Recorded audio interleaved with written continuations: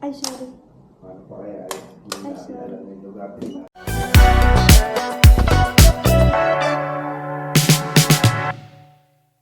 Hello guys! Nandito kami sa Condotel ngayon. Ano na kami mag-check-in at ililibot ko po kayo. Siyempre, first one would be the toilet. Ito yung toilet nila. So far, okay naman siya sa isang ganito. Given na yung age ng isang hotel. Yung water, let me see. Mabilis naman. Flush. Mukhang okay naman. Ang everything. Malinis naman siya. Pero, you can imagine ano lang age nitong hotel na to. Condotel na to. Ito yung room ng mga kids. So, 2 bedroom pa lang siya. Pero later daw may dadagdag na isa pang bed. Ito yung ano nila. And since Condotel, meron na rin siyang kasamang kitchen stuff, basic needs, fridge, merong water, so syempre mga cupboard, ayan, mga utensils, mirror, hi! So mayroon din TV. Buksan mo yung TV kasi nandiyan daw yung wifi. Andito yung safe and everything. I hope there's no surot ha. Kasi may mga itim-itim pero so far okay naman. Ano ba yung view dito? Vanity table. Yung view natin ay ayan. Anong view to, honey? Hindi ako taga Manila ha. So, I'm gonna ask. Oy, merong Fairmont dito. Oh. Ayan yung view namin. Can I open this? Do you think? I can. Ha! So,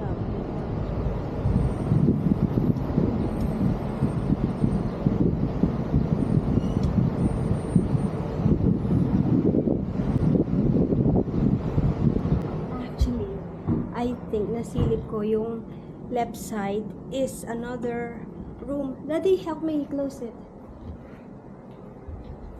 So, ayun, ito yung bedroom ng mga kids. Wala pa sila kasi nauna na kami. And this one, what do you think this is? Oh! Keep out. Dapat may nakalagay dyan na keep out. Hindi yan kailangan buksan. Bed check. I mean, you can differentiate yung puti and then yung putim. So, luma na siya. And bed. So far, comfy naman. Pillow. Okay naman. Pero here. Pero stain. Oh. There's a stain. I'll ask us to change it. Nakita. Ang dumi ng pillow. Ang dumi ng pillow. Bakit ganyan?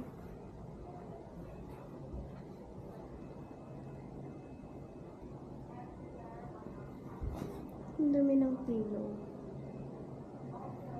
Ayan. May mga stain. Papalitan natin pag dumating yung mga guys. Anyway, that's it. Ito yung ano natin for today. Na ano ako dito sa mga itim-itim eh. Sa taas. Anyway, that's it for today guys. Later again, i-room tour ko naman kayo dun sa room namin which is for 1 bedroom. I'm sure it's the same pero para lang ma-differentiate ninyo. This is Prince Plaza, Condotel 2 here in Makati. Dalawa din?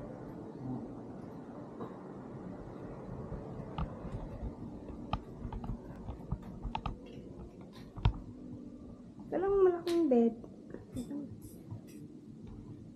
Pero sinabi niya bayad na yan. Para doon sa isang kama. Yun yung 180. Papalagay siya. Yun yung 180, oo. Kasi di ba tatlo yung ano. Kasi 900 per night eh, di 180. Pero sabi niya magpapalagay siya. Oo. Yung tinawagan mo. Kasi tinanong ko, sabi ko, ito ba yung for the kids? Kasi di ba ako 3 beds ang request ko. Mm.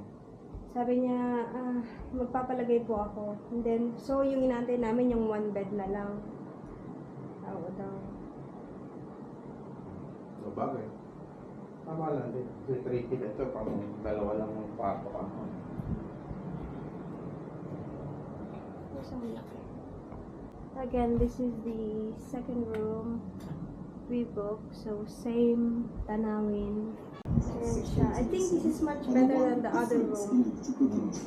Right? The people are now booking much later, much Looks closer better to than the other. departure date rather than ahead of time. I guess previously we were booking Kasi earlier, tingnan mo. maybe Ito yung getting some kitchen cheap niya. prices. I guess maybe people are It's waiting much better a than lot the for me other. to see if Kaya, something like Mas you said, malinis-linis. stay return to normal, something to normality. See, I think that's really interesting because I would have thought that the reason for the record number of bookings is because people are like, oh, let's book now before they get even more expensive. But that suggests that that's yeah. a lot of people doing malakas, that. malakas. Yeah, it's Yung really price. false hope, Huh? isn't it? Hoping that the ticket prices Iba rin tong banyo. Oh, parang Mas mahal. mas malinis tingnan. Diba? O, ito na naman dati. Mm.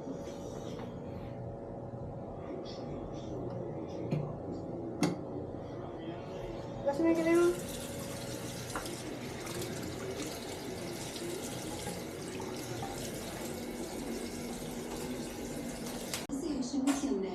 Connections across Africa are Paano reshaping pag business, intercom? creating Ba't naka-off yun opportunities ako? like never before. On Connecting Africa. Follow the network of deals, Here smart it is, guys. conversations, So this is and our people room. transforming For business 2 nights, to bring we'll be continent staying together. here for 2 nights. At this place. Speak our love, it is. So yeah, this is it. This is our bedroom for 2 nights, and it's much better than the other one. Why? Good morning, guys! It's our day 2nd. Well, we had 2 nights here, so it's like a day 3 of us here in Makati. Like, I mean, the first time we arrived, the first night, and then the next day to that, and then the second night, and then this is the 3rd day. Anyway, this is our bed. This is for me and my husband, and then as I showed you, there is another room for the kids. And ba't ako nag-i-English? Anyway, katulad ng pinakita ko sa inyo, yung room ng mga bata, I feel like yung tong room namin is much better. I mean, ignore the kalat kasi nagre-ready kami for the checkout. And then, yun nga, parang mas malinis itong sa amin kaysa sa kabila. And then, nakikita ko pa yung mga dust, mga kung ano-ano, na hindi gaano, makikita mo talaga na luma na siya. And then, nung lumabas kami, I mean, itong hotel na to, I mean, ang comment ko, kung kaya niyong pagtiisan yung ganong scenario, or mas sanay kayo sa hotel na malinis, or comfortable. Another downside is sira yung elevator nila. So, kailangan mo tumawag sa intercom para pumunta yung operator ng elevator doon. Walang aircon yung elevator. Ano pa ba yung mga puna ko? So, yun. May ipis. Yeah, nung first day, nung pagdating namin, may nakita kaagad akong ipis na lumabas sa drainage. Pero anyway,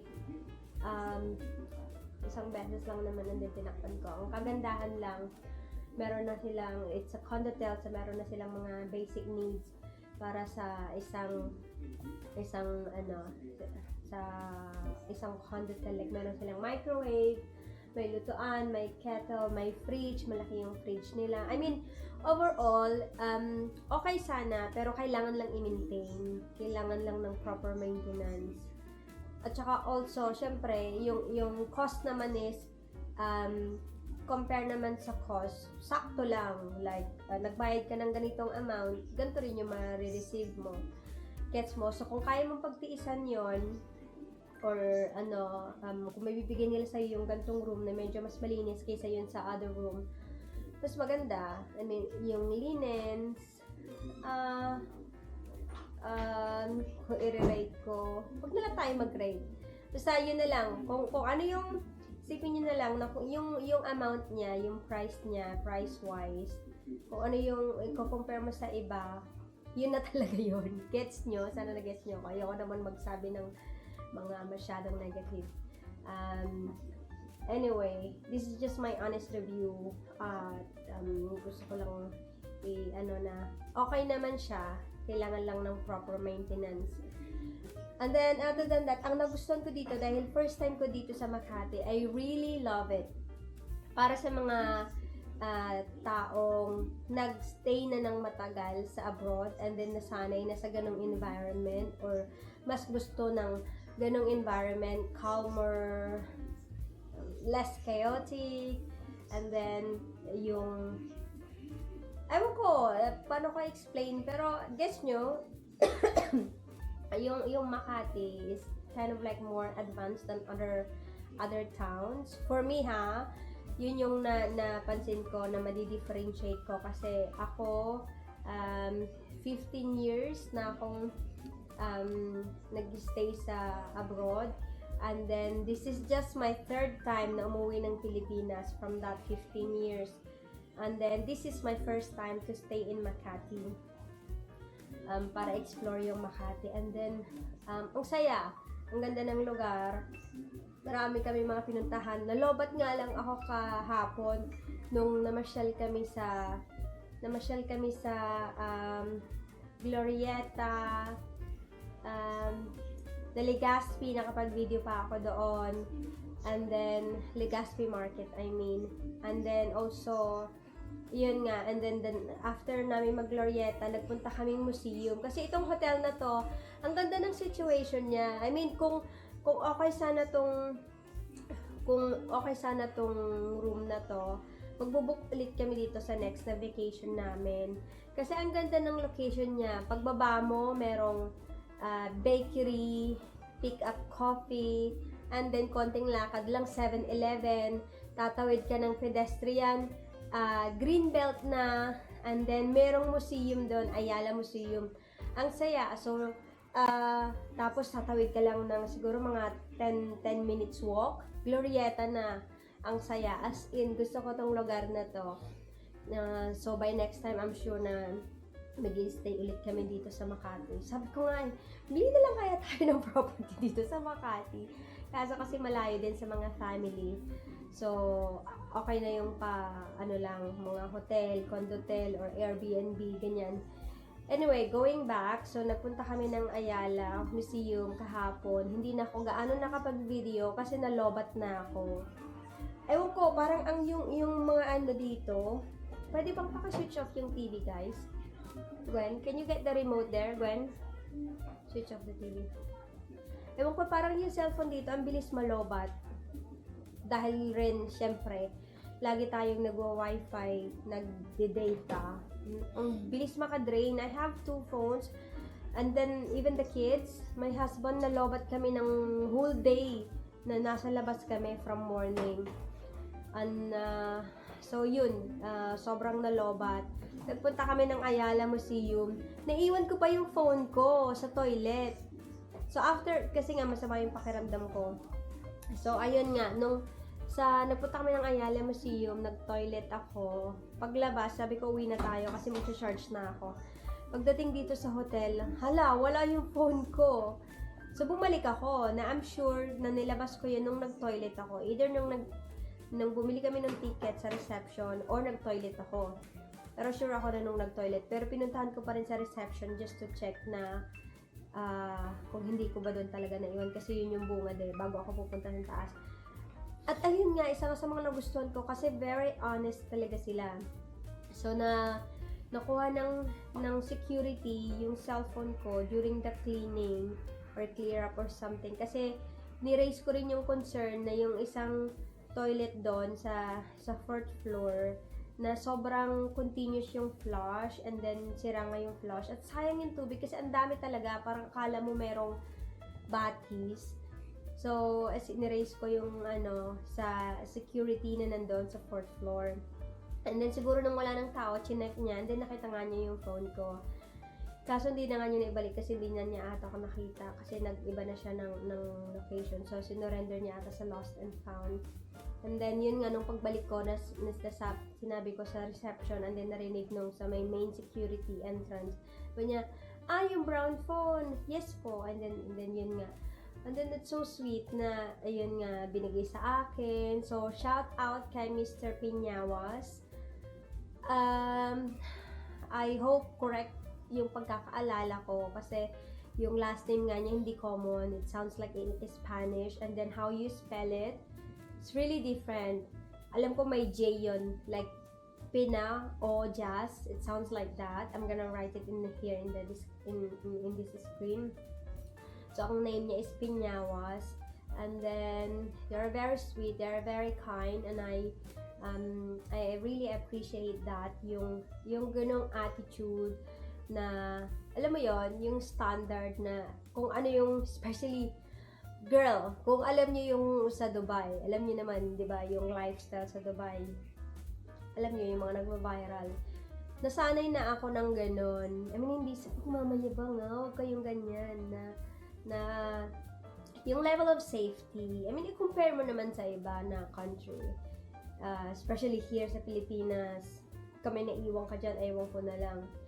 So, I was a bit of, nag-worry ako ng kaunti nung naiwan ko. Pero at the same time, sabi ko, yung, hindi masyado kasi kampante ako na nandoon lang siya. And then yung phone ko na yun is parang, lang for calling. Separated talaga yung mga personal phone ko. Personal things ko, nakalagay sa ibang phone. Anyway, so yun, shout out kay Mr. Piñawas for your honesty and your, sana pagpalain ka pa, sana i-reward ka ng Diyos, o hindi ka man i-reward sa employment mo, i-reward ka ng Diyos sa katapatan mo, sa ginawa mo. Thank you very much. Hindi man kita pangalan nun, ma-rewardan ng monetary means, pero I hope si God na yung bahala sa'yo na mag-bless sa ginawa mo. So yun, thank you very much sa team ng security ng Ayala. I mean, overall, I really love it. I really love our stay here in Makati. Hopefully next time, ma-explore pa namin ng maigi.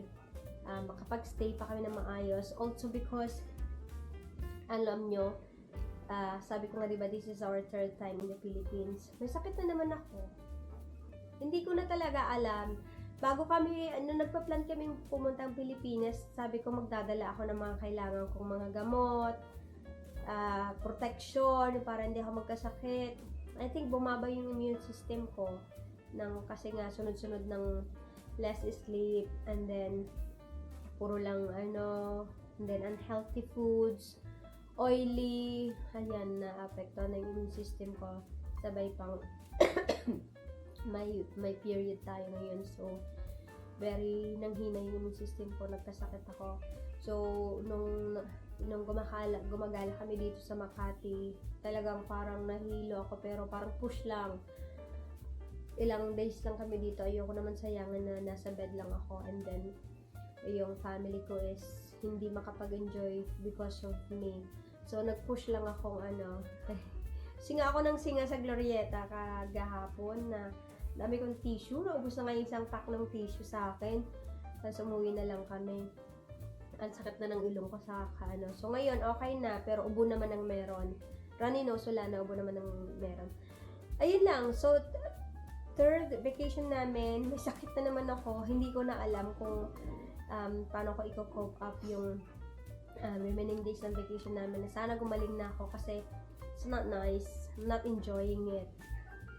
And syempre, marami akong gustong gawin, marami akong gustong kainin, at kung ganitong ina-avoid ko, especially may mga seafoods, may ubo ako, baka hindi ako makakain. No! Kailangan natin gumaling. So, kailangan kong may gawin, something. Bumili na ako lahat ng red G, alam mo yun, yung red ginger na nasa pouch siya, sachet na liquid. Lola Remedios. Ano pa ba yung isa? Meron yung isa 3 yun na binili ko. Tongkali. I forgot. Basta 3 yun. So, itatry kong i-take yun lahat para mag-strong immune system natin. So, yun lang guys. Ito yung 3rd day namin. 3rd day? Yes. And mag-check out na rin kami. So, yun lang yung review ko sa location na to. Check nyo na lang yung isa kong video para sa room tour. Obi, just lower it a little bit. So, watch nyo na lang yung iba kong video para sa room tour, sa location, sa mga nakapaligid. Watch nyo na lang yung iba kong video. And of course, don't forget to like and subscribe. Share it with your friends. Sa mga travel namin. I mean, ginagawa ko to just to also create memories with my family na pwede namin balik-balikan. And at the same time, to share it with you guys kung meron kayong mga plan to check the area. Tinry na namin bago pa kayo para malaman nyo manage nyo yung expectation nyo pag kayo naman ang nagbakasyon or gumala sa lugar na pinupuntahan namin. Thank you very much! Bye! See you in my next vlog!